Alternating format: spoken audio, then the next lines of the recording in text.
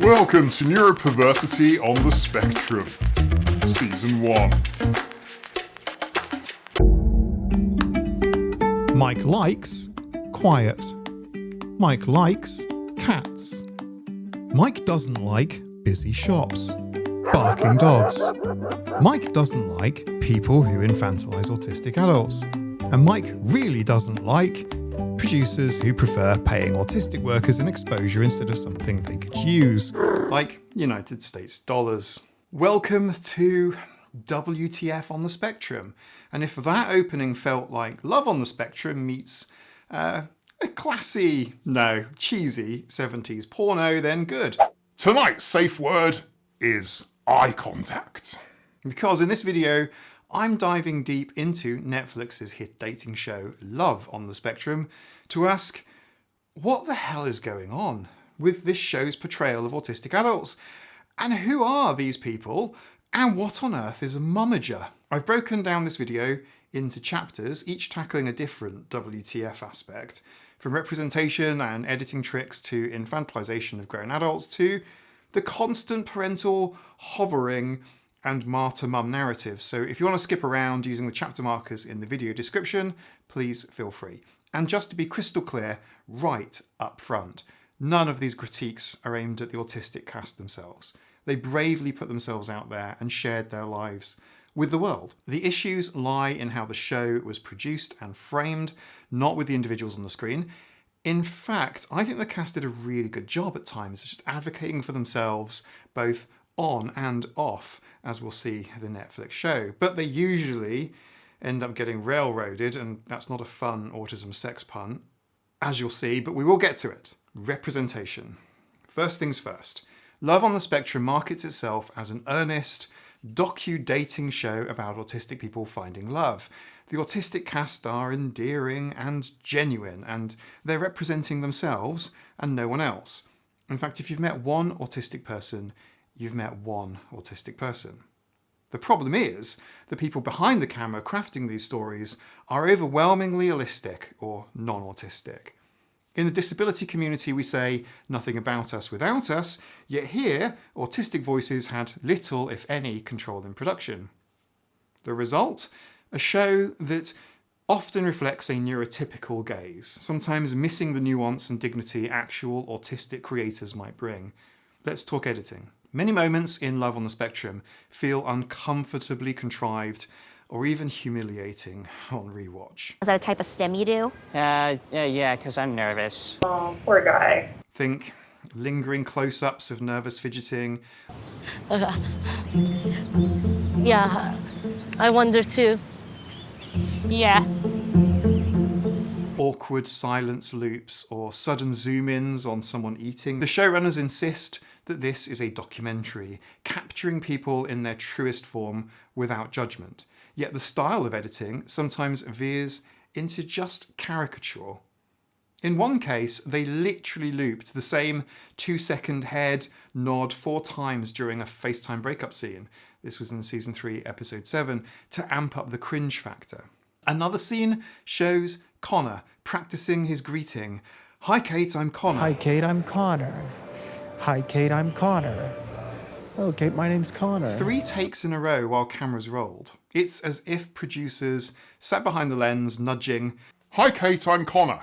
Write it down. Get on a cue card. Make him say it 3 times. Kidding, I hope, but that line wouldn't feel out of place in this production. How about the provocative questions? The show often peppers the cast with probing questions about love and sex that they may not have been prepared to answer on camera.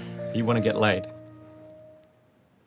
It creates juicy moments for viewers, sure, but at what cost to the cast's comfort and dignity? The vibe is sometimes less fly on the wall and more sort of prod and capture the awkwardness. And this raises a really big question. Is any representation good representation? Some fans will argue that even if Love on the Spectrum isn't perfect, at least it's shining a spotlight onto autistic adults dating, a topic that's been long ignored. Is this progress, even if it's not perfect? Maybe, but that doesn't mean that we shouldn't call out the missteps. Representation that reinforces stereotypes or sets autistic people up for pity isn't the win that we're looking for. We deserve representation that's respectful and real, not reality TV Frankenstein. Infantilisation, the eternal children trope. If there's one word that keeps coming to mind watching Love on the Spectrum, it's wholesome. In fact, media reviews practically trip up over themselves to call the show the most wholesome must-watch and praising its unabashed charm. Autism Speaks' blog even gushed that the show is so wholesome and pure and words to that effect. Now, wholesome isn't inherently bad, but in this context, it's a red flag. It often translates to a subtle infantilization of the autistic adults on screen and frames them more like innocent children than the grown men and women that they are. One major culprit is the show's musical choices and tone. The soundtrack is full of light, tinkly tunes and cutesy, whimsical musical cues, as if they're all been ripped from a kid's cartoon or Sesame Street. On Love is Blind or The Bachelor, to fall in love with someone's heart and soul. You'd get some sultry R&B or dramatic pop songs when romance heats up. On Love on the Spectrum, we get lullaby, xylophones for a 27-year-old's first kiss. The effect is to subconsciously treat those adult experiences as if they're playground milestones. And speaking of milestones, the show is obsessed with firsts. First date, first handhold, first kiss, documenting each like it's a toddler's first steps. The good thing about a first date is you can keep it very tame. My first day of kindergarten, first real day, first kiss. Going on your first date soon. It's my first kiss ever. It sometimes feels like the autistic cast are portrayed as eternal children chasing firsts. For example, in season 3, an autistic woman, Madison, she gushes that she felt like Princess Ariel after a first kiss. It's a fair thing to say. I'm speechless. Mom doesn't get speechless. I'm speechless. How do you feel about that? I felt like Princess Ariel coming to dry land because I was right by the rocks. And in the show's first and only LGBTQ+ moment, Perry shares "I kissed a girl and I liked it," quoting the Katy Perry song, which treats a queer milestone. Sorry, I just don't know. No, it's Have okay. you ever kissed a girl before? No, this is my first time. In the edit, like a blushing teen's diary entry. That's how they portrayed it. And it's presented with a sort of a juvenile wonder, and notably that the LGBTQ+ storyline itself wraps up really, really quickly. It's as if the series kind of pivots straight back to the cis, hetero, straight fairy tale romances for the rest of the season. It's as if the editors went, okay, we did the gay episode, now back to our regularly scheduled Cinderella stories. Am I wrong?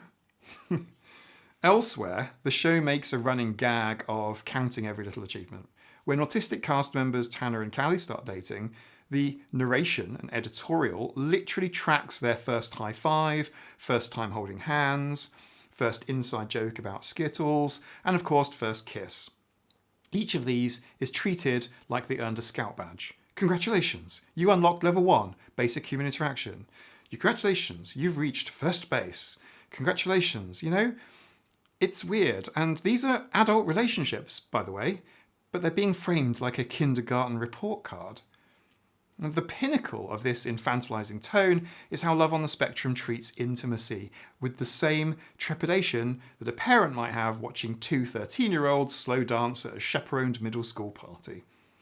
The show treats any display of affection like the same way that the Food Network will treat a souffle. Will it rise or will it collapse? Tune back next week to find out. A hug or a kiss is edited for maximum aww factor. Slow motion, swelling dramatic strings, maybe even an awkward lip smack sound effect thrown in for good measure. Instead of it being filmed and presented as a passionate moment between adults, it comes across like a weird science experiment.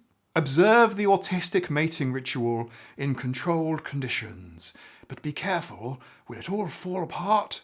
Meanwhile, the outside world's reaction doubles down on this narrative. Just look at the user reviews and comments and you'll see words like pure, sweet, heartwarming. One Reddit thread even declared, how pure, maybe we are the real disabled ones because we don't appreciate love like this.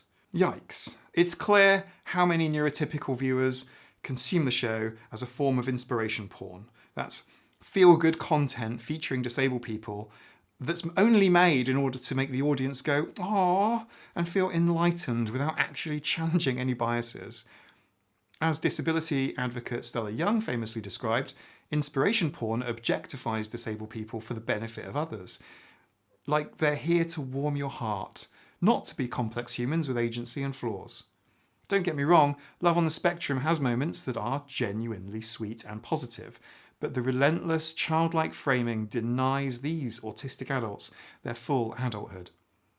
We can be wholesome and fully grown. Those are not mutually exclusive, nor being playful and an adult. Other dating shows allow for messy, passionate, even R-rated moments. Autistic people deserve the same range, not a sanitised, G-rated fairy tale where holding hands is treated like reaching puberty. If the showrunners are worried about scaring off viewers with mature content, trust me, parental supervision of sex and intimacy does not make it any less awkward or any hotter for that matter. Tonight on Neuroperversity, 2 autistics, 1 awkward hug, and a chaperone. Parent traps, when mum becomes the main character. Perhaps the most eyebrow-raising aspect of Love on the Spectrum for me is how heavily it centres parents and family in these adults' love lives. In a typical dating show, you would rarely, if ever, see the mom and dad chaperoning dates or speaking on behalf of the contestants. Can you imagine Love is Blind cutting away to a contestant's mother mid-episode to explain what her son is feeling? I can't touch anything. One collectible moved a quarter inch to the left, I'm in trouble. And I said, nope, me neither. But on Love on the Spectrum, parents are often the default narrators, almost proxies for their autistic adult children. From the very start, many cast member introductions feature their parents heavily. You're too old-fashioned. I don't like some of your beliefs. Someone else said you could say happy spouse, happy house, you know, that works. That's fine too, okay? Remember, James, always practice safe swords. Describing their personality, dreams and challenges. Parents will sit in on dates or give pep talks. You need to let the relationship blossom for a while before you start worrying about where you guys are going to live and get married and things like that. Right. I think you need to debrief after romantic meetings, sometimes even pre-screen potential matches. Remember, I feel like you're upset with me. I am very upset with you. All I was trying to do was to help you get to meet somebody that was a nice person and from a nice family. Now, it's presented as a quirky, caring gesture, but it begs the question, why are autistic adults so often treated like the teens who need supervision in the dating world? The parental spotlight goes into overdrive outside the show too. The real tell came when some of the cast and their mothers started making podcast and YouTube appearances. Take the Talk to Me Sis podcast, which features 2 mother-son pairs from the show. Rather than the young men, this is Tanner and Connor and their moms getting to freely share their experiences. That's Tanner and Connor, not the mums so much. But, you know, the mothers dominate the conversation. Both moms slipped into an almost clinical storytelling mode.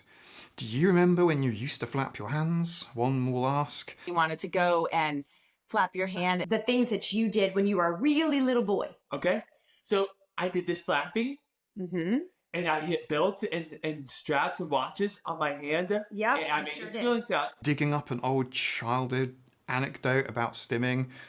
Instead of letting their adult sons speak to their current lives and feelings, the mothers reminisce about developmental milestones as if presenting case studies. Connor used to walk on your tippy toes and you had surgery. So when you were walking on your toes, and do you remember lining up your toys?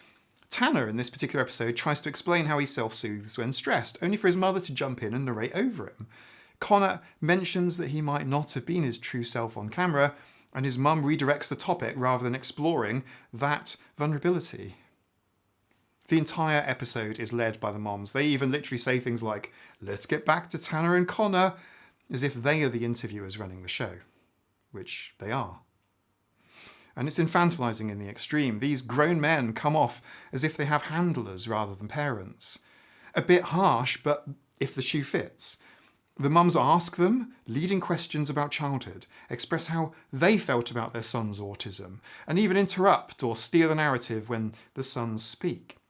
Both mothers openly talk about the grief and the guilt that they had upon learning that their child is autistic. ABA, I would say, was like the spine, the backbone of Tanner's therapy. It was the big thing, and then everything else was sprinkled around it. We'll get to it in more detail in a bit. And that's a common phrase for parents, sure, but framing it front and centre as the story is about the caretaker's emotional journey instead of the autistic person's autonomy. It trains the audience to sympathise with mom's struggles more than to respect the son's perspective. Yes. Always.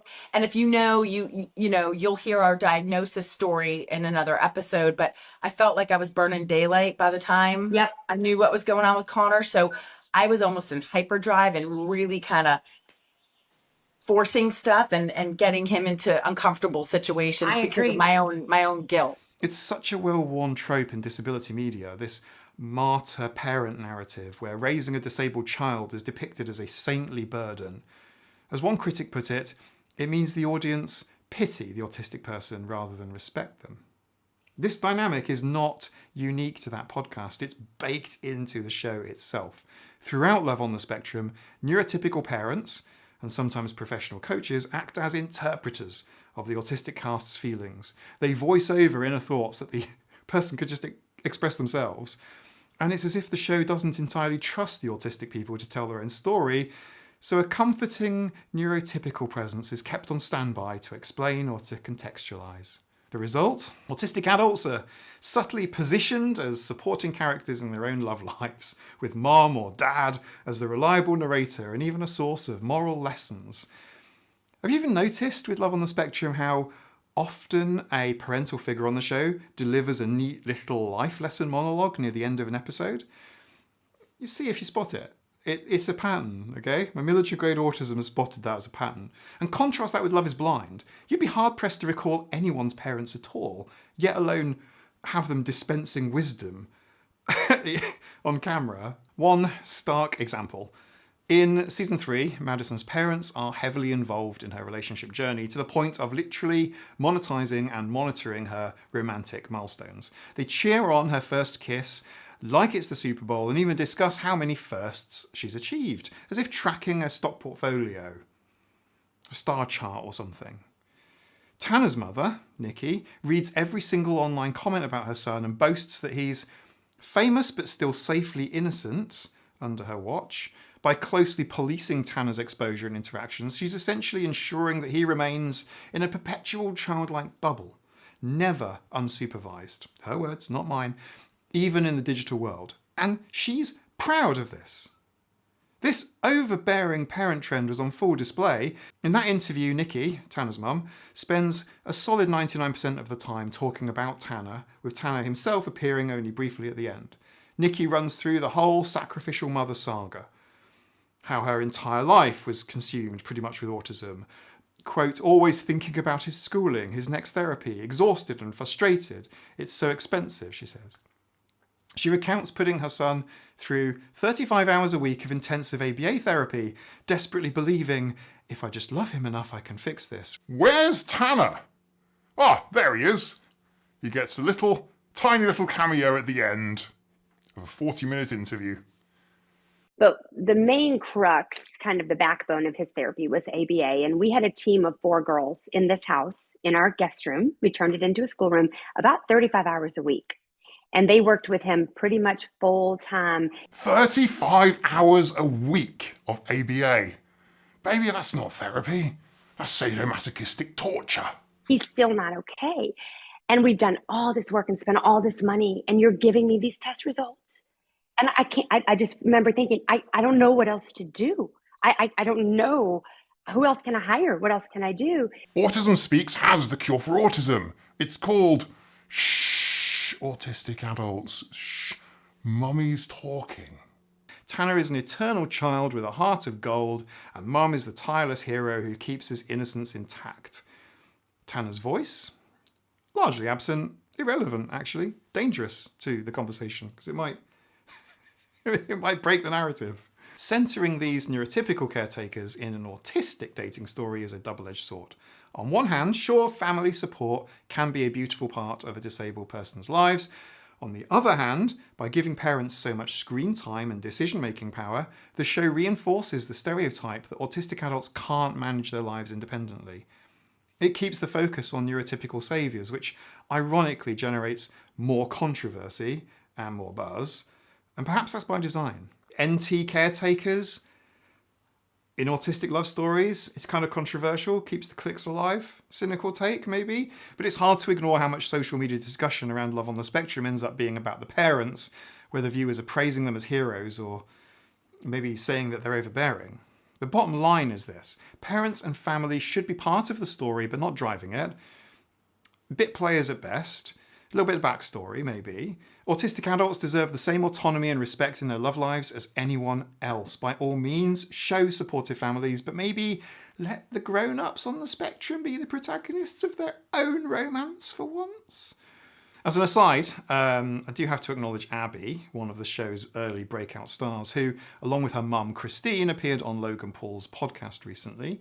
It's Abbey from Love on the Spectrum. Do you like being famous? I do, because I want to make more money. Logan kept fishing for some tragic backstory, hoping for a viral tearjerker. Abbey politely shut that down, saying, "I don't want to live in those memories. Talk about the moment." I don't want to live in those memories. How do you stay here with us? Talk about in the moment. All right. Absolute queen. Well done, Abbey. Meanwhile, her mum alternated between this weird TED Talky pseudo-autism advocacy sound bites. Gestalt language process. Your Gestalt language. Gestalt thing. I was hoping I could get one of these hats. And plugging Abbey's hat business every other minute. And I do a lot of parenting stuff on TikTok, Christine Abby's Mom 17, and on Instagram, Christine Abby's Mom. And I try to do more educational stuff. And then she's a rock star on Abby's YouTube. Hats by Abbey, Abbey Romeo. She's got her new video for Boyfriend Forever song that was directed by me and shot by her brother Ben, who did it awesome job. We're like the Von Trapps. I mean, Christine has basically become Abby's mom-ager. Think Kris Jenner, but for autism merch, which again underscores how even the most likable parents from the show are now essentially managing their kids' public persona and their social media and their income. It's a lot. Unpaid labour of love, the exploitation question. Now we get to a perhaps less feel-good aspect of Love on the Spectrum, the issue of exploitation in terms of labour and money. And you might assume that appearing on a hit Netflix series comes with some kind of paycheck or stipend. After all, being on a reality TV show is work, and there are long filming days, retakes, emotional vulnerability, publicity duties, all of that. Contestants on shows like Love is Blind or Too Hot to Handle get paid, not a ton, but something for their time. And if Love on the Spectrum is being classified as a reality TV series now, it even won Emmy Awards in reality categories, then the participants should be considered reality TV cast members and not just documentary subjects. I like my accommodations reasonable and my consent forms explicit. So, do the autistic adults on Love on the Spectrum get paid for sharing the lives of millions of people? The answer is no, not a dime. Kaelynn Partlow, an autistic woman who was on season 1, confirmed in a Q&A that she was not paid for her appearance. The producers were upfront from the start that this was an unpaid gig, framed presumably as a documentary where payment is not the norm. The only things that they cover are expenses like meals and travel during filming. In other words, Netflix, Northern Pictures, covered the dates so the cast isn't out of pocket, but offered no compensation for the time or labour and risk of being on the show. And here's where the exploitation angle really comes in. Love on the Spectrum has become a global hit. Massive hit. By season 3, the latest US season, it was trending in Netflix's global top 10 for many weeks. It is beloved by audiences, lauded in the press, and even has earned those Emmys. In the realm of reality TV, when a show hits big, usually the stars of that show start seeing some benefits, higher pay for new seasons, brand deals, etc. But Love on the Spectrum cast members signed contracts that explicitly forfeit pay, and they don't get residuals or anything. Netflix is making money, the production company is making money, but the people whose lives fuel the show's success are working for free, save for whatever post-show Instagram clout that they might leverage. One of the original Australian participants, Ruth, pointed out this inequity, showing that Netflix now owns and hugely profits from the show, saying, "I think they could stand to pay us." Indeed. The producers defend the no-pay practice by insisting that Love on the Spectrum is not like other reality shows. It's about respectful, authentic storytelling, or not performance or spectacle. They claim that the show is built on consent, collaboration and respect, and that covering expenses is enough to ensure that no one is financially disadvantaged. It's funny how respect somehow precludes writing a check, isn't it? They also reject the reality TV label, implying that paying participants might spoil the purity or integrity of the project. This is a bit rich, considering by season 2, the show clearly leaned into more of a reality TV style edit and setup. The very elements that arguably do verge on spectacle, even if it's a gentle one. As one Guardian piece dryly noted, by the later seasons, Love on the Spectrum was sitting on the fence between a documentary and a reality TV programme, before fully leaning towards reality. If it quacks like reality TV, wins reality TV awards, and ranks on reality TV charts, it is reality TV, and that makes the no-pay policy feel really suspect to me. And let's put it in perspective with a quick comparison. How does Love on the Spectrum stack up to other dating shows when it comes to compensating cast members? Netflix's own Love is Blind, another reality dating show with an holistic cast, paid its participants roughly $1,000 per week of filming, and that's not huge. And Love is Blind has its own issues, evidenced by that contestant lawsuit about inhumane conditions, but at least it acknowledges that contestants are providing a service. They are performing in a production and that their time is valuable. Netflix's other reality outings have far better compensation. It's jarring that Love on the Spectrum stands out by offering $0. You can't help but wonder, why? Unfortunately, the answer might be tied to that infantilizing, oh, it's a wholesome docu-series. That aura. The implication that paying an autistic cast would somehow taint their purity. As if they're volunteer children at a school play rather than adults contributing to a commercial entertainment product. It also means that the only people who can feasibly be on the show happen to be those who can afford to spend weeks filming without any pay. So people have noted this online, and it is a form of economic gatekeeping. Imagine how many autistic folks, many of whom struggle with underemployment, couldn't dream of taking unpaid leave to be on a TV show, no matter how badly they want love or advocacy. The cast that we do see tend to have stable family support or jobs flexible enough to allow it. It silently filters out a whole segment of the community. There's the argument that maybe the cast didn't mind not being paid because they saw it as an opportunity or a positive experience. Some, like Kaelynn Partlow, have stated that they were fine with the arrangement and knew what they signed up for. And indeed, being on the show has given several cast members large social media followings, which they could potentially monetize later, but that's besides the point. Fair labour practices shouldn't hinge on whether or not someone is okay volunteering. The fact is, Netflix is profiting, and autistic participants are not sharing in that profit directly. Speaking of Kaelynn, her experience, it reveals another facet of production control. Creative differences. Kaelynn was a fan favourite from season 1, yet she did not return in later seasons. And Kaelynn explained that she wasn't asked back, partly because her personal dating preferences didn't fit the story the producers wanted. Specifically, Kaelynn said, I didn't get picked to be on the next season of Love on the Spectrum. Let's talk about it. Initially, they asked if I would be willing to participate in a season 2, and I said yes. But months later, they said they weren't coming back to this part of the country to film, and so it just wouldn't work out.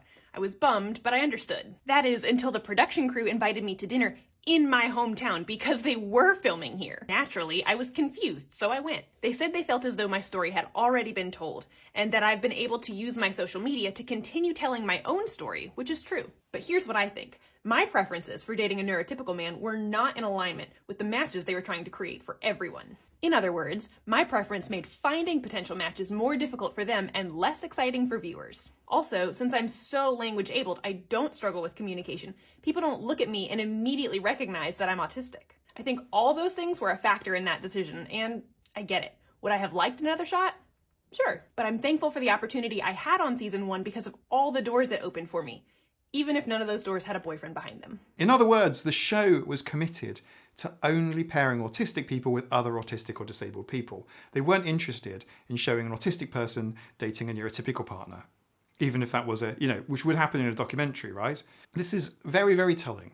It shows that Love on the Spectrum isn't just fly on the wall. It has a specific narrative and cast chemistry that it wants and has designed for, and will exclude stories that don't fit. Autistic person wants to date a non-autistic? Too bad. That doesn't that doesn't fit the feel-good matchmaking premise. From one perspective, I do get it. The show's whole brand is autistic people dating each other, learning that they're not alone. But in reality, many autistic people do date or marry neurotypicals. By avoiding those stories, the show arguably presented a somewhat self-segregating view of autistic romance. It's a bit like a producer deciding that on Love is Blind, they will only allow contestants to date within the same ethnicity because that's easier. Problematic, right? The Kaelynn saga also undercuts the this is purely documentary claim.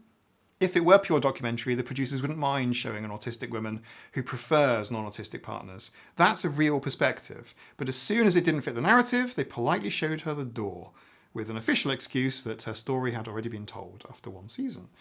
It shows that Love on the Spectrum is carefully curated.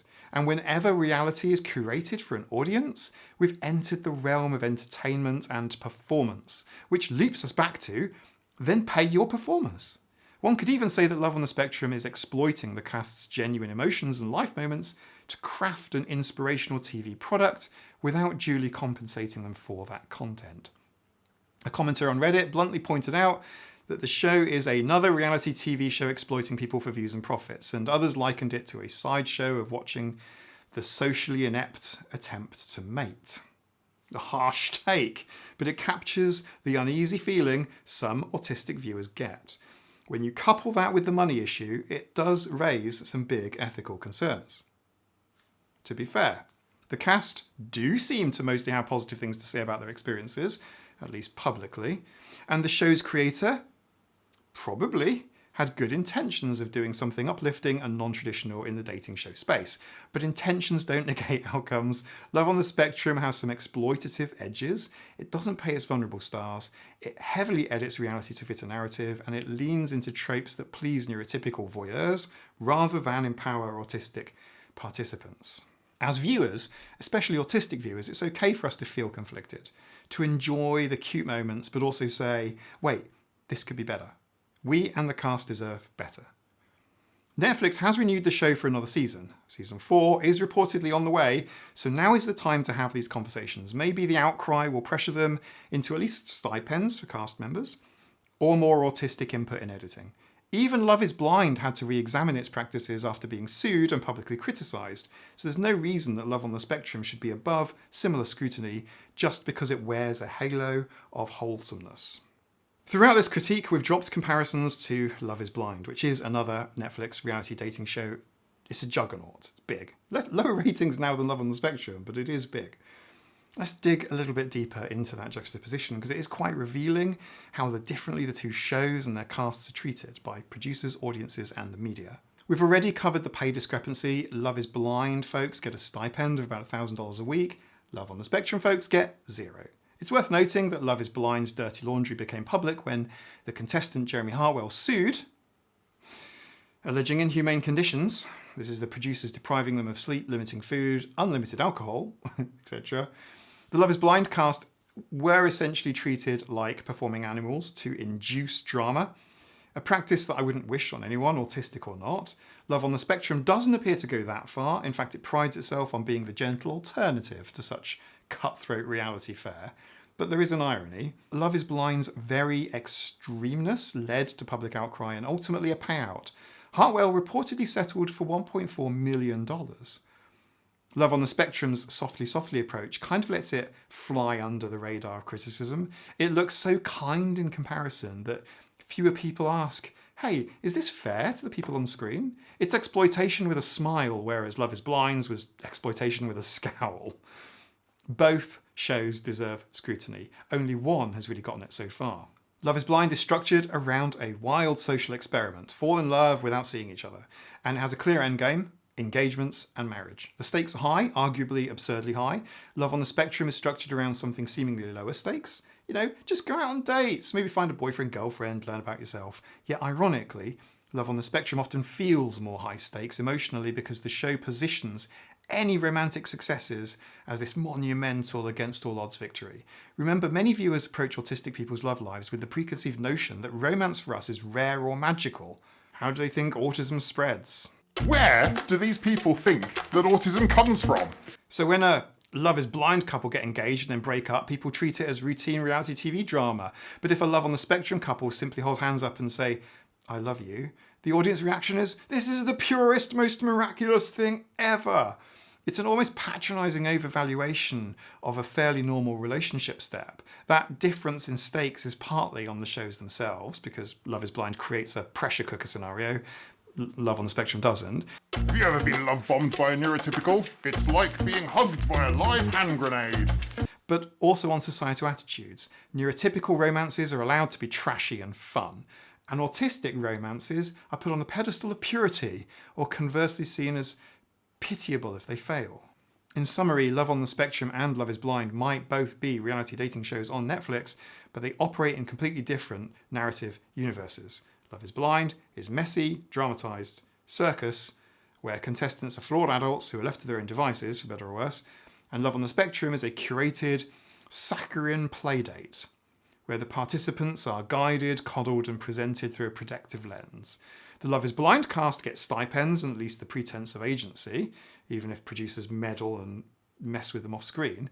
The Love on the Spectrum cast get no pay and have parents experts holding their hands on screen. Love is Blind is criticised for being too exploitative.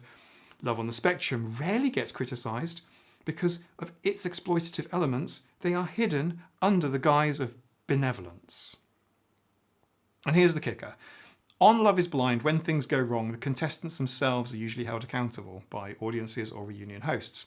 On Love on the Spectrum, when dates go awkward or someone gets hurt, the narrative often shifts to a lesson taught by a parent or coach, or just glosses over it in a, well, at least they tried kind of way. It's almost as if autistic adults aren't allowed full ownership of even their mistakes or heartbreaks. The show either sanitizes it or externalizes it. I bring up all of these comparisons. I told you to be going deep, right? Just to say, it doesn't have to be this way. There is a middle ground between the hyper-exploitative reality TV formula and the over-sanitized inspiration porn docudrama. We can have a show about autistic people dating that treats them like adults with respect and yet even pay while still protecting their well-being. It would require having autistic creators, maybe having some on-set advocates to ensure comfort, and definitely dropping the infantilizing filter. It might not be as easily marketable as the most wholesome show on TV, but it would be real and empowering, and I bet it would still be plenty heartwarming because genuine love stories are without the need for artificial sweetener. Neurodiversity, not neuroperversity. What is the takeaway? Simply put, autistic people deserve better media representation than what Love on the Spectrum has been serving, even if it's wrapped in a shiny bow of good intentions. Love on the Spectrum isn't a trashy show, in my opinion. It's no Tiger King or exploitative shock fest. In fact, its heart seemingly is in the right place. It wants to showcase autistic individuals as lovable and capable of love, which is a positive message. The problem is how it goes about it, often by toning down the adulthood of its subjects, playing up a narrative of childlike innocence and giving neurotypical voices the driver's seat. It's a classic case of the road to hell, or at least to consideration, being paved with good intentions. And let's not forget, even nice exploitation is still exploitation when you consider the labour dynamics and who's profiting. For the autistic community, the show is definitely a mixed bag. Its visibility, which we largely lacked in dating contexts, is there, so that's something. Many of us will watch with a wince, with a hefty dose of cringe, aware of the subtext and what's not being said. We will notice when the editors lean into a trope. We notice when a parent speaks over their kid, or when a cast member is obviously placed in an uncomfortable situation for a teachable moment. And we definitely notice when the world reacts to our love lives, not like we're adults on a reality show, but like we're puppies, stumbling around adorably. The conversation doesn't end there. As mentioned, other autistic creators have voiced their opinions, from those defending the show's wholesomeness to those skewering its shortcomings. I'm more of the latter, I think. The ideal scenario is that Netflix and shows of its ilk actually listen to this feedback. Imagine a Love on the Spectrum season 4 that actually brings an actually autistic consulting producer or editor to avoid the cringe traps, or that gives the cast some creative control, or at least a decent paycheck as collaborators, or wild idea, a dating show that pairs autistic and neurotypical people and treats neither as an oddity, breaking that artificial bubble. At the end of the day, we can have uplifting, gentle content without it sliding into pornography. We can celebrate neurodivergent love stories without the patronising sugarcoating. But to do that, we need to let autistic people lead the storytelling and trust them to be both vulnerable and strong, both naive and wise, both awkward and passionate, in the same complex ways any human in love can be. Love on the Spectrum gave us some memorable moments and lovable personalities, but it also gave us plenty of WTF to talk about. And if you stuck around this long, thank you, you MVP of, of nuance. I hope this deep and sometimes unserious analysis has given you a new lens to watch the show through, or at least a few laughs.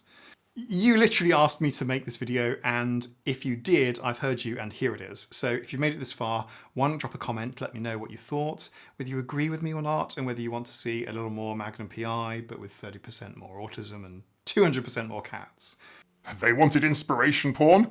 I gave them an unmedicated view of my executive dysfunction. The behind the scenes for this video are on my Patreon, or will be very soon, along with some extras for all tiers, including my research notes for this video and some fun Love on the Spectrum intros and outros for my Discord members. Access to the Scratching Post Discord community is via my Patreon and available on all of the tiers, including the lowest tier. Thanks to everyone who supports me, whether only on YouTube or also on Patreon. You are the Autistic Cat Army, and you make this content entirely possible. If you'd like to watch something awesome next, click here. And until then, I'll see you in one of my live streams, or the community, or the next long form video very soon. Bye.